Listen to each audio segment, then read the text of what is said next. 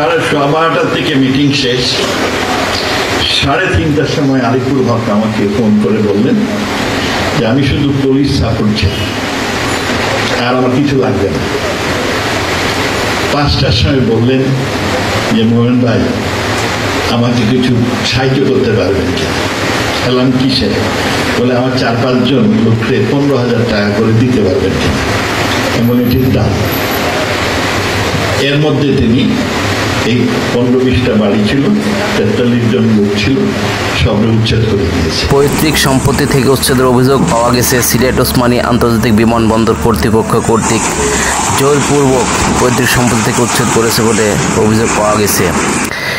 অভিযোগ করেছেন বড়শালা এলাকার বাসিন্দা মোহাম্মদ ফারুক মিয়া। গত 2022 সালের 15 আগস্ট সিলেট মিরর পত্রিকা থেকে জানা যায় যে গত 12 আগস্ট সিলেট ওসমানী বিমানবন্দর এলাকার জায়গা দখলমুক্ত করতে অভিযান চালায় বিমানবন্দর কর্তৃপক্ষ। সদর উপজেলা প্রশাসন ও সিলেট সিটি কর্পোরেশনের সহযোগিতায় এই অভিযানে বুলডোজার দিয়ে 30টি পাকা ঘর ও দোকানপাট ভেঙে মাটিতে মিশিয়ে দেওয়া হয়। উচ্ছেদের শিকার ও জমির সত্ত্ব মালিকানা দাবি করা মোহাম্মদ ফারুক মিয়া সংবাদ সম্মেলন করে অভিযোগ করে বলেন, নিজের পৈতৃক সম্পত্তি জোরপূর্বক দখল করে নিয়েছেন বিমানবন্দর কর্তৃপক্ষ। আমরা এই জায়গার মধ্যে 40 বছর ধরে আছি।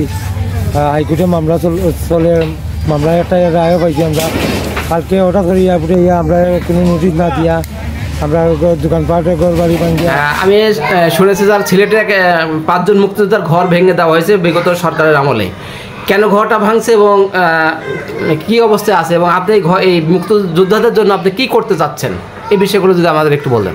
ধন্যবাদ আপনাকে। আমি গত 1 বছর আগে আমাদের এলাকার মেম্বার অফ পার্লামেন্ট মাননীয় সংসদ সদস্য আব্দুল মুমিন, ভদ্রলোক আবার ফরেন মিনিস্টার, উনি করলো কি, আমার 5টা মুক্তিযোদ্ধার 2তলা বাড়ি ছিল এয়ারপোর্টের বর্ষালা মৌজায়। উনি ওনার বক্তব্যটা আপনাকে দিব। উনি পাবলিক মিটিংয়ে ফ্ল্যাশিং করেছেন এই ভিডিওটা। 12:30 থেকে মিটিং শেষ। 3:30টার সময় আলিপুর হক আমাকে ফোন করে বললেন যে আমি শুধু পুলিশ সাপোর্ট চাই, আর আমার কিছু লাগবে না। 5টার সময় বললেন যে মোহন ভাই আমাকে কিছু সাহায্য করতে পারবেন কিনা। বললাম কিসে? বলে আমার 4-5 জন লোককে 15,000 টাকা করে দিতে পারবেন কিনা। এমন ঠিক দাম।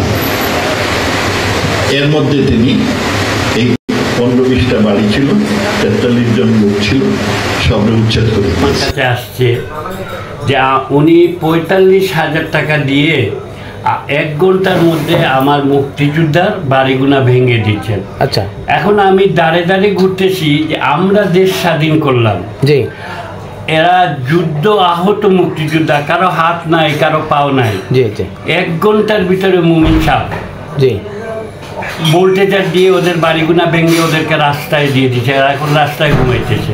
আচ্ছা, এখন আমি দেশে আইসা বাংলাদেশ সরকারের দাঁড়ে দাঁড়ে ঘুরতেছি, কারো কাছে কোনো সাহায্য পাইতেছে না।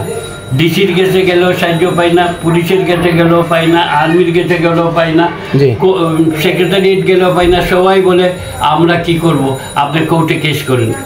সব কিছুর ঊর্ধ্বে শরণাপন্ন হয়ে যখন কেউ সাহায্য করে নাই, এখন আমি সুপ্রিম কোর্টে করলাম মামলা। আচ্ছা, সুপ্রিম কোর্টে মামলা করার পরে মাননীয় সুপ্রিম কোর্টের যিনি জজ এখন বাইর করে দিছে ছাত্ররা, এই ভদ্রলোক ওই মুমিনকে সাহায্য করতে গিয়ে আমার এইটা লম্বা ডেট ফেলাই দিল। আমরা ওনার কাছে পিটিশন করলাম, আমার কাছে প্রুফ আছে। আমি 3 লক্ষ টাকা আমার পকেটের থেকে দিয়ে আমি সুপ্রিম কোর্টে মামলা করছি যে মুক্তিযোদ্ধাদের ঘর ভাঙিয়া দিছে, এরা রাস্তায় দিছে। মহামান্য সুপ্রিম কোর্ট আপনি বিচার করেন, আপনার কাছে কেস পেন্ডিং। ওই মুক্তিযোদ্ধারা হাইকোর্টে মামলা পাইছে, সুপ্রিম কোর্টে মামলা pending.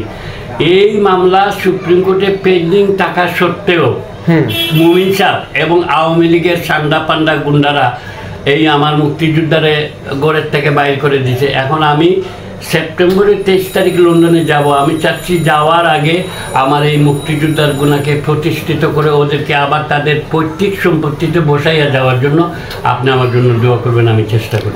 Thanks for watching. Coming soon next video. Please subscribe our channel Tunic Shikha Totto.